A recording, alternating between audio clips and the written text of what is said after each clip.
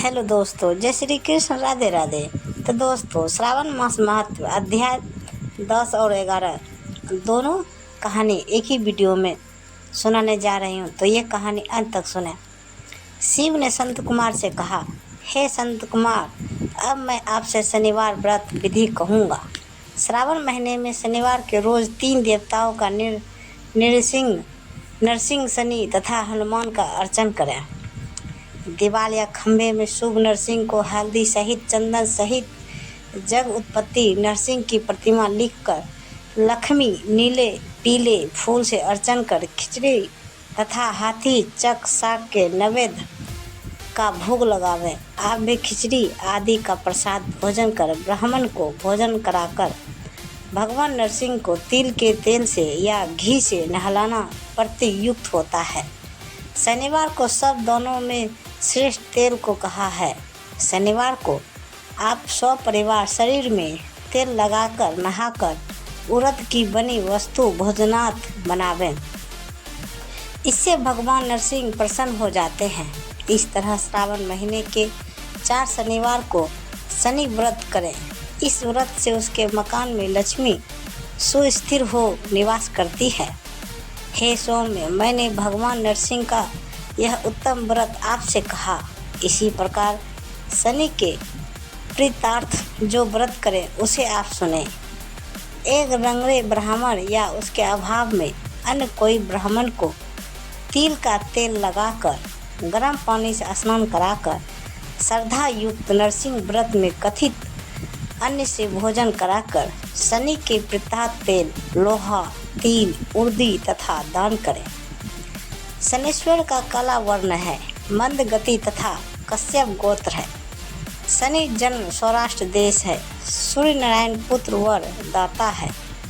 मंडल में दंडाकार स्थित है। इंद्रनीलामी तुल्य कांतिवान बाण धनुष तथा त्रिशूलधारी है। सवारी गिद्ध की है। यम अधिदेवता तथा ब्राह्मण प्रतिदेवता है। कस्तूरी अगौरू चंदन तथा गूगल धूप और नैवेद्य में उड़द खिचड़ी प्रिय है। यह विधान मैंने कहा। शनि के लिए अर्चना तथा दान में कृष्ण ब्राह्मण उत्तम है। उसे काला कपड़ा, काले वर्ण के बछड़े सहित गो दान दे। ऐसी विधि द्वारा अर्चना कर प्रार्थना स्तुति करें। राजा नील का राज्य जब विलय हो गया तो राजा नील ने शनिदेव की आराधना की तथा शनिदेव ने प्रसन्न हो फिर उसे राज्य प्रदान किया। इसी प्रकार मेरे ऊपर शनिदेव प्रसन्न हो नीलाजन के तुल्य कांतिमान अति मंद ब्राह्मी छाया नाम वाली स्त्री में सूर्य द्वारा उत्पन्न शनीश्वर को मैं नमस्कार करता हूँ। हे देवेश, मुझ अति दिन पर कृपा करो। इस तरह स्तुति द्वारा प्रार्थना कर बार बार प्रणाम करें। शनिदेव के अर्चन में शन्नो देवी मंत्र का स्मरण करें। जो प्राणी सावधान मन से विधि द्वारा शनिदेव का अर्चन करता है उसे स्वप्न में भी डर नहीं आता है। हे प्रिय, जो प्राणी इस तरह इस व्रत को करेंगे और जो श्रावण महीने के हर शनिवार के रोज भक्ति से अर्चन करेंगे उनके यहाँ शनि से प्राप्त पीड़ा ना होगी। अब हनुमान के प्रशांत विधि कहूँगा। श्रावण महीने के शनि के रोज हनुमान के प्रत्यक्ष अभिषेक तिल द्वारा रुद्र मंत्रों से करें। तेल मिश्रित सिंदूर को उनकी देह में लगा दें। जपा और ताज़ा मंदार माला से अर्चन कर नैवेद्य के लिए उड़द का बराता उपचारों द्वारा अर्चन करें। यथाशक्ति विधि भक्ति और श्रद्धा अर्चन करें। हनुमान अंजनी सूत्र, वायुपुत्र, महाबल, रानिष्ठ, फाल्गुन, सखा, पिगाक्ष, अमित विक्रम, उदादिक्रम, सीताशोक, विनाशक, लक्ष्मण, प्राणदाता तथा 10 ग्रीवा दर्पह, इन 12 नामों को जो सुबह उठकर पढ़ता है उस प्राणी का कभी अशुभ नहीं होता तथा उसे संपूर्ण ऐश्वर्य मिलते हैं। इस तरह श्रावण महीने की शनिवार को जो प्राणी हनुमान की आराधना कर उसकी पूजा करता है उसकी बुद्धि कार्य के करने में बेगमान होती है। शनि के रोज पीपल का स्पर्श तथा अर्चन करे। हे सप्तम, शनि के दिन के अतिरिक्त अन्य किसी भी वार में पीपल को न स्पर्श करें। शनि के दिन पीपल के स्पर्श करने से सब रिद्धियाँ बढ़ती है। इस प्रकार सावन मास का 10वां अध्याय समाप्त हुआ। तो दोस्तों, 11वां अध्याय सुनाने से पहले हमारे कमेंट बॉक्स में लिखें हर हर महादेव। तो 11वां अध्याय स्टार्ट करते हैं। श्रावण महीने की प्रतिपदा तिथि सोमवार युक्त हो तो उस महीने में 5 सोमवार होंगे। ऐसे योग का रोटक व्रत नाम होगा। उस दिन पुराने व्रत करें या 3.5 महीने का भी रोटक व्रत होता है। यह रोटक व्रत लक्ष्मी की वृद्धि करने वाला, संपूर्ण कामनाओं और सिद्धि को देने वाला होता है। हे मुनि, मैं उस विधान को कहूँगा, आप एकाग्र मन से सुने। श्रावण महीने के शुक्ल पक्ष में प्रतिपदा सोमवार के दिन सुबह उठकर ज्ञानी रोटक व्रत का संकल्प करें। हे सुरश्रेष्ठ, आज से मैं रोटक व्रत करूँगा। हे जगतगुरु, मुझ पर आप कृपा करें। यो संकल्प कर प्रतिदिन शिव का अर्चन करें। मुख्य रूप से रोटकों का नैवेद्य विशेष समर्पण करें। पुरुष आहार नाम से 5 रोटक ब्राह्मण को उनमें से दे दो। रोटक आप भोजन करें।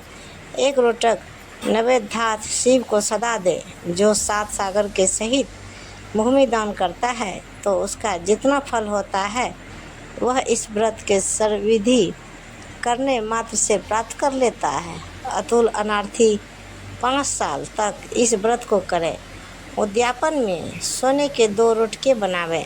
पहले रोज अधिवासन कर अन्य रोज सुबह शिव मंत्र द्वारा घी तथा सुंदर बिलपत्र से होम करें। हे तात, इस प्रकार व्रत करने पर सब कामना प्राप्त कर लेता है।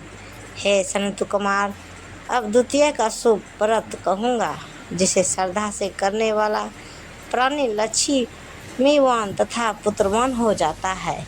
वह औदुंबर नामक व्रत सब पापों का नाश करने वाला है। ज्ञानी श्रावण महीने के आ जाने पर शुभ तिथि द्वितीय में सुबह संकल्प कर विधिवत व्रत करें। जो स्त्री पुरुष इस व्रत को करेंगे वे सब संपत्तियों के अधिकारी होंगे। इसमें साक्षात गुल्लर उदुम्बर का अर्चन करें। गुल्लर ना मिल सके तो दीवार में गुल्लर वृक्ष के चित्र को बनाकर 4 नाम मंत्रों से अर्चन करें। हे उदुम्बर, आपको नमस्कार है। हे हेम पुष्पक, आपको नमस्कार है। जंतु फल युक्त लाल अंड तुभ्य सली युक्त आपको नमस्कार है। यो अर्चना कर उसमें शिव तथा शुक्र का अर्चन करें। गुल्लर के 33 फलों का 3 हिस्सा करें, जिनमें से 11 फल ब्राह्मण को तथा 11 फल देवता को दे और आप 11 फल ग्रहण कर भोजन करें। उस दिन अन्न का आहार ना करें। रात में शिव और शुक्र का अर्चन कर जागरण करें। हे तात, इस तरह 11 साल व्रत करें। साल समाप्ति पर उद्यापन करें। विधान के अनुसार ब्राह्मणों को भोजन करावें। हे वत्स, इस तरह व्रत करने से जो फल होता है उसको मैं कहता हूँ, ध्यानपूर्वक मन लगाकर सुनो। जैसे यह पेड़ बहुत जीव तथा फलों से युक्त है, वैसे ही साधक बहुत पुत्र वाला तथा उसके वंश की वृद्धि हो। जैसे सोने के फूलों से युक्त पेड़ है, वैसे व्रती भी लक्ष्मीवान हो। आधावधि मैंने इस व्रत को किसी से नहीं प्रकाशित किया। गोपनीय से भी गोपनीय इस व्रत को आपसे कहा। इसमें संशय नहीं करना चाहिए। इस व्रत को भक्ति से करें। श्री संत कुमार जी ने भगवान शंकर से इच्छा प्रकट की, हे प्रभु, आपने मुझे सब वारों का महत्व बताया। अब मुझे तिथि महत्व के बारे में जानने की इच्छा हो रही है। श्री उमापति बोले, हे सनत कुमार, श्रावण का महीना मुझे सब महीनों में सबसे अधिक प्रिय है। श्रावण मास की प्रतिपदा यदि सोमवार को पड़ती है तो श्रावण मास में 5 सोमवार होंगे। ऐसा होने पर यह रोटक व्रत कहलाता है। उस दिन मनुष्य को व्रत कर रखना चाहिए। यह 3.5 मास का भी होता है। रोटक व्रत लक्ष्मी की वृद्धि करने वाला, सब कामनाओं को पूर्ण करने वाला और समस्त सिद्धियों को देने वाला है। अब मैं तुमको रोटक व्रत को करने का विधान बताता हूँ। श्रावण मास की शुक्ल पक्ष की प्रतिपदा को प्रातः उठकर रोटक व्रत करने का इस प्रकार संकल्प करना चाहिए। आज से मैं रोटक व्रत करूँगा। हे जगत गुरु, हे विष्णु, मुझ पर कृपा करें। इस प्रकार संकल्प कर प्रतिदिन मेरा भगवान शंकर पूजन करना चाहिए। और खंडित बेलपत्र, तुलसी पत्र, नील कमल, कमल, कलहार, कुसुम, चंपा, मालती, कुंद, अक्र आदि पुष्पों तथा अनेक प्रकार के ऋतुकालीन फूलों से धूप, दीप, नैवेद्य तथा अनेक प्रकार के फलों से पूजा करनी चाहिए। पुष्पहार नाम से 5 रोटक बनाने चाहिए। उनमें से 2 रोटक ब्राह्मण को देना चाहिए। 1 रोटक नैवेद्य के रूप में मुझे समर्पित करना चाहिए।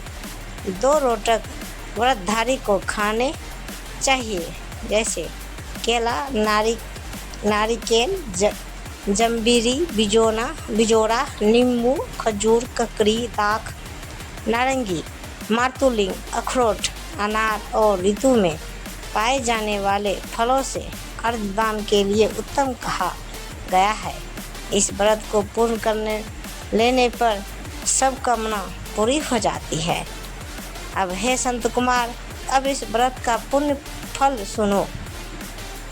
जितना फल 7 समुद्र पर्यंत भूमि दान करने से मिलता है, उतना ही फल इस व्रत को विधि पूर्वक करने से प्राप्त हो जाता है।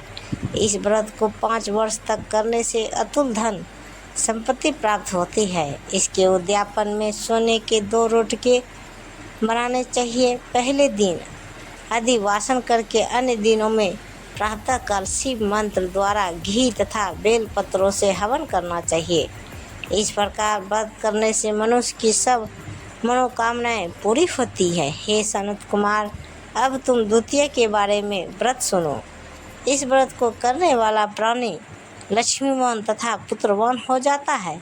यह व्रत औदुंबर नाम से प्रसिद्ध है। यह सब पापों को नाश करने वाला है। मनुष्यों को श्रावण मास की द्वितीय तिथि को प्रातः संकल्प करके विधिवत व्रत करना चाहिए। इस व्रत में गुल्लर औदुंबर के पेड़ की पूजा की जाती है। गुल्लर का पेड़ ना मिल सके तो दीवार पर गुल्लर के पेड़ का चित्र बना लेना चाहिए। अर्चना विधि से, हे औदुंबर, आपको नमस्कार है। हे पुष्पक, आपको नमस्कार है। जंतु फलयुक्त लाल अंड तुल्य सली युक्त आपको नमस्कार है। इसके बाद शिव तथा शुक्र की पूजा करनी चाहिए। गुल्लर के 33 फलों से 11 फल ब्राह्मण को, 11 फल देवता को और शेष 11 फल को स्वयं ग्रहण कर खाने चाहिए। इस दिन अन्न नहीं खाना चाहिए। रात में शुक्र तथा मेरा भगवान शंकर का अर्चन करते हुए जागरण और पाठ करना चाहिए। इस प्रकार यह व्रत 11 वर्ष तक करें, फिर इसका उद्यापन करें। उद्यापन में सोने का फल, पुष्प, पत्ते आदि के साथ गुल्लर का पेड़ बनवाकर उसमें स्वर्ण की बनी हुई शुक्र तथा मेरी मूर्तियां रखकर पूजन करना चाहिए। दूसरे दिन प्रातःकाल छोटे छोटे गुल्लर के फलों से 108 हवन करें। औदुंबर की लकड़ी, घी तथा तिलों द्वारा हवन करना चाहिए। हवन की समाप्ति पर आचार्य का पूजन करना चाहिए। अपने सामर्थ्य के अनुसार ब्राह्मण को भोजन करना चाहिए। फल परिणाम, जिस प्रकार गुल्लर का पेड़ फलों से लदा रहता है, उसी प्रकार व्रती के यहाँ भी बहुत से पुत्र होते हैं तथा वंश वृद्धि होती है। उसे कभी धन धान्य की कमी नहीं होती है। इस प्रकार 11वां अध्याय समाप्त हुआ। तो दोस्तों, यह कहानी आप सबको कैसी लगी, कृपया हमें कमेंट बॉक्स में ज़रूर बताइए और पूरी कहानी सुनने के लिए धन्यवाद। तो दोस्तों, इसी तरह हमें प्यार और सपोर्ट दीजिए। तो प्रेम से बोलिए जय माता दी, हर हर महादेव। तो दोस्तों, ऐसी ही वीडियो देखने के लिए हमारे चैनल को सब्सक्राइब करें और वीडियो को लाइक ज़रूर करें। धन्यवाद। तो दोस्तों, मिलते हैं अगले वीडियो के साथ। तब तक बाय बाय दोस्तों। अभी तक जो भी भाई बहनों हमारे चैनल को सब्सक्राइब नहीं किया है, प्लीज़ हमारे चैनल को सब्सक्राइब करें ताकि वीडियो अपलोड करते हैं सबसे पहले आपको मिले। धन्यवाद।